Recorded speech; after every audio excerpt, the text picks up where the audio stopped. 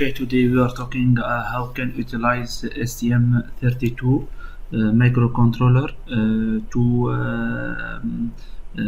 control any potentiometers or any analog signals. Okay, first of all, we open the STM32 software. After we go to pin out configuration. First of all, we go here. We make as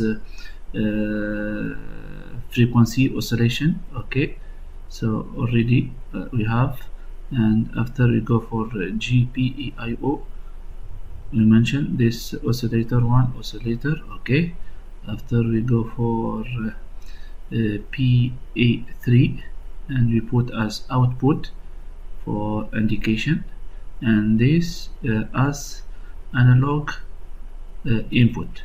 We go to analog. Okay, sorry, okay, not timer, analog. Okay, ADC1. okay, we select EN7, okay, as analog signal.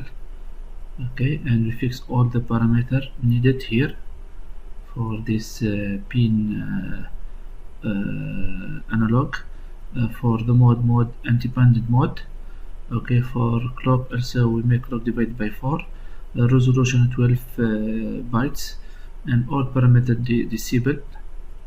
Okay, and we go down. Okay, rank. Okay, rank we have 1, channel number 7, cycle 1.5.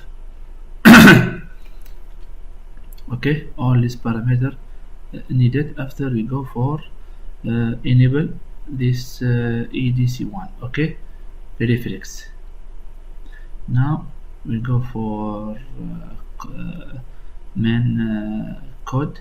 Okay, so we can see here all the parameter. First all with the first of the code.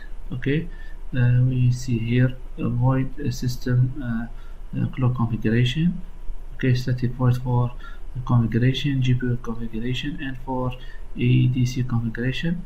We added some data about the printf. Now we fix the float voltage because it's not fixed value. Okay, we can see here the initial com data. Okay, while this code, so this code for analog digital converters, this the mathematical equations for the voltage, and this print f for the voltage. Okay, if the voltage is bigger than 2, the GPU 3 high, less. If less than 2, it will be 0. Okay, and this all parameters and configuration, just double check. Okay, this for frequencies. Okay, 64. Okay, all the parameters for 8. Okay, and this scrolling down. Okay, and this all parameters for analog digital. Okay, is channel 7. Okay, data is here. Okay, so check all data we provided before in the configuration of the microcontroller microprocessor. Okay, channel 7, cycle 1.5. okay, rank is 1. Okay, good, perfect. So double check. Now we go for debugging. Okay, for debugging, there's some parameters we need to check as double check. Okay, okay, good. So configuration for debugging. Okay, we got debugging. Good. First of all, start stealing. Okay, after SWD, we check the serial number of our microcontroller or microprocessor. Okay, after we'll enable the SWV. Okay, good, perfect. Now it's running Windows. Okay, go for show view. After we go for SWV ETM data console. Now waiting, finish. Yes,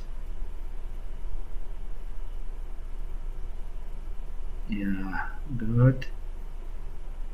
Yes, so now check some parameter. this should be 0. Okay,